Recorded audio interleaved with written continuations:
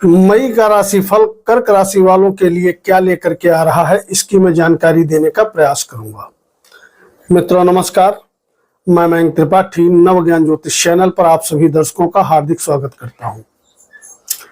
आज के वीडियो में कर्क राशि वालों के विषय में जानेंगे कि आपकी खुशियों से झोली भरेगी और कौन कौन सी घटनाएं मई के महीने में आपके साथ होने वाली हैं। आपकी जानकारी के लिए बता दूं कि 14 मई को गुरुदेव बृहस्पति राशि परिवर्तन कर रहे हैं और ये आपके द्वादश स्थान पर बैठ जाएंगे। उच्च का सूर्य मई के शुरुआत में आपके कर्म भाव पे बैठा है। उसके बाद 15 तारीख से सूर्य भी एकादश भाव में बैठ जाएंगे। बुध देव नीचता से बाहर आ जाएंगे। शनि, राहु और शुक्र 3 ग्रहों का गोचर आपके भाग्य स्थान पर रहेगा और नीच का मंगल आपके लग्न पे रहेगा। शुरुआत करते हैं और जानकारी देते हैं। उससे पहले आप ये जान लीजिए कि अगर आपके पास लग्न कुंडली है तो यह फलादेश अपने लग्न पर गोचर लगा करके देखो और लग्न के अनुसार उपाय किया करो, तो आपको इमीडिएटली रिलीफ मिलता हुआ दिखाई पड़ेगा, तुरंत राहत मिलेगी। लेकिन जिन लोगों के पास डेट ऑफ बर्थ ही नहीं, तो वो लोग या तो चंद्र राशि के अनुसार देखें या अपने नाम राशि के अनुसार देखें, क्योंकि उनके पास कोई ऑप्शन नहीं बचता है। शुरुआत करेंगे नौकरी करने वालों के विषय में। तो आपकी कुंडली में जॉब बढ़िया तरीके से चलती रहेगी, जॉब में कोई टेंशन नहीं होगी और अगर प्रयत्न करोगे तो उच्च के सूर्य के प्रभाव से कहीं ना कहीं जॉब आपको नई मिल भी जाएगी। इस प्रकार के योग कुंडली में नजर आ रहे हैं। आपकी कुंडली में भाग्येश अपने स्थान से चतुर्थ बैठेगा तो भाग्य किसी भी प्रकार का दिक्कत उत्पन्न नहीं करेगा, क्योंकि उच्च का शुक्र भी बैठा है भाग्य स्थान पर। तो दैवी कृपा आपके ऊपर बनी हुई है, भाग्य प्रचंड रूप से साथ देता रहेगा। तो अगर नौकरी नहीं है तो भैया आपको प्रयास करना चाहिए। पूरा महीना जॉब में अच्छा रिस्पांस मिलते हुए दिखाई पड़ेगा। चाहे नौकरी कर रहे हो तो वहां पर भी स्थिति अच्छी रहेगी। अगर नौकरी ढूंढ रहे हो तो यह कामना भी पूरी होने के योग आपकी कुंडली में बने हुए हैं। अगर बात करें व्यापारियों की, तो व्यापारियों की भी स्थिति ठीक है।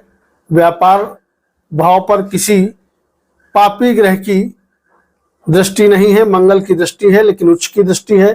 तो कहीं ना कहीं यह दृष्टि आपको फायदा पहुंचाएगी। व्यापार आपका बढ़िया तरीके से चलते हुए दिखाई पड़ेगा। विद्यार्थियों की स्थिति देखें तो विद्यार्थियों की स्थिति ठीक ठाक रहने वाली है, किसी भी प्रकार की कोई दिक्कत नहीं है।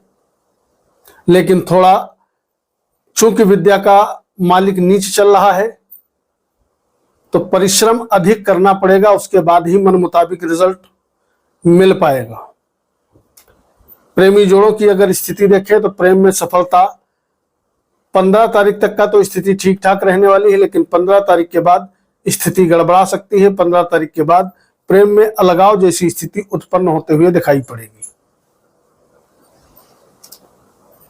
वैवाहिक जीवन ठीक ठाक रहने वाला है, सो है, बहुत अच्छा नहीं है, बहुत खराब नहीं है। इसके अलावा आने वाले समय में यात्राओं के बड़े सुंदर योग बनने जा रहे हैं। अगर आप बाहर घूमने फिरने जाना चाहते हो या काम कारोबार के सिलसिले में जाना चाहते हो तो यात्राओं के लिए समय कर्क लग्न और कर्क राशि वालों के लिए बहुत अच्छे हैं। 15 तारीख के बाद यदि प्रयास करोगे तो यात्राएं जो भी आप करोगे आपके लिए प्रॉफिटेबल साबित होंगी। इसके अलावा जो जातक मकान, भूमि, भवन आदि का काम करते हैं या उन पर निवेश करना चाहते हैं तो उनकी जानकारी के लिए बता दूं कि शुरुआत में कहीं पर भी निवेश करना आपको परेशान कर सकता है 14 तारीख तक। 15 तारीख के बाद निवेश करोगे तो आपको फायदा मिलेगा, लेकिन 15 तारीख के पहले अगर निवेश करोगे तो निश्चित तौर पे दिक्कत उत्पन्न होते हुए आपको दिखाई पड़ सकती है। आने वाले समय में गुरु के परिवर्तन करते ही 15 तारीख के बाद से नया मकान खरीदना वाहन आदि पर निवेश करना, भूमि से जुड़े लोगों को फायदा मिलना, इस प्रकार के योग नजर आ रहे हैं।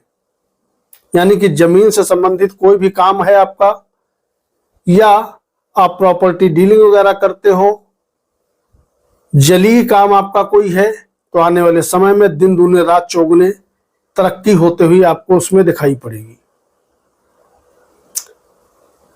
अब संतान प्राप्ति के योग 14 तारीख के बाद आपकी कुंडली में समाप्त हो जाएंगे। अब दुष्प्रभाव भी थोड़ा सुनते चलो। दुष्प्रभाव ये है कि लग्न पर नीच का मंगल बैठा हुआ है, जिसके फलस्वरूप कहीं ना कहीं मानसिक अशांति ये जरूर देगा। काम आपके बनेंगे, उसमें कोई डाउट नहीं है, लेकिन मानसिक अशांति से बचने के लिए ओम चंद्रशेखराय नमः या ओम नमः शिवाय इस मंत्र का कम से कम 108 बार रोज जप करते रहिएगा, ताकि मानसिक अशांति और चिड़चिड़ाहट आपके अंदर न हो। अन्यथा जब मानसिक तौर पर अशांत ही रहोगे तो काम क्या करोगे। अगर बात करें कोर्ट कचहरी मुकदमा और शत्रुओं के विषय में, तो आपको निश्चित तौर पर राहत तो मिलते हुए दिखाई पड़ेगी, लेकिन यहां पर भी एक निगेटिव पॉइंट ये नजर आ रहा है कि आपकी कुंडली में शत्रुओं की वृद्धि होने के योग बनने जा रहे हैं। तो कोशिश करिएगा अनाप शनाप शत्रुता मत पालिएगा, तो आपके लिए अच्छा है। अन्यथा शत्रु आपके काम कारोबार में बाधाएं उत्पन्न करेंगे।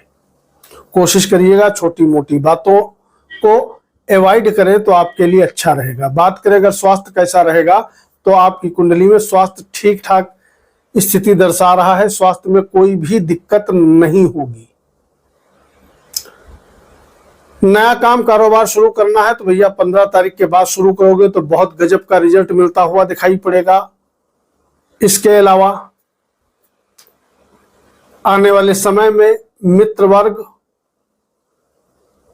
नौकर चाकर, ये सभी आपका सहयोग भी बढ़िया तरीके से करते हुए दिखाई पड़ेंगे। आमदनी की अगर स्थिति देखें, 14 तारीख तक अच्छी आमदनी होगी।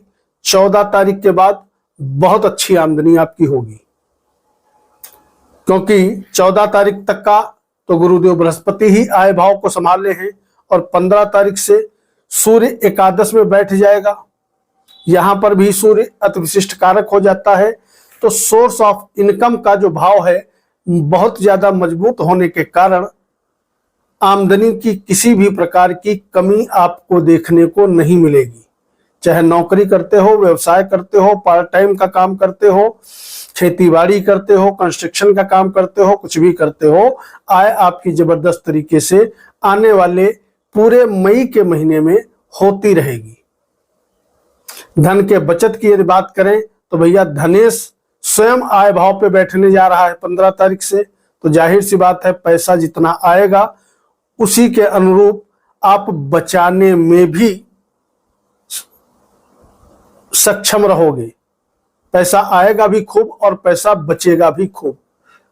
बस सावधानी आपको इतने रखनी है कि नीच के मंगल का प्रभाव उपाय के माध्यम से आपको कम करना है। जो मंत्र पीछे अभी मैंने बताया है, अगर इसका आप जप करते रहोगे तो किसी भी प्रकार का कोई भी दुष्प्रभाव आपको छू भी नहीं सकेगा, क्योंकि आपकी कुंडली मई के महीने में बहुत मजबूत है।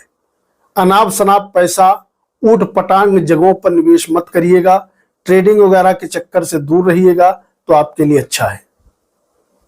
बाकी खुश रहिए, उपाय करिए। मयंक त्रिपाठी को अनुमति दीजिए। नमस्कार।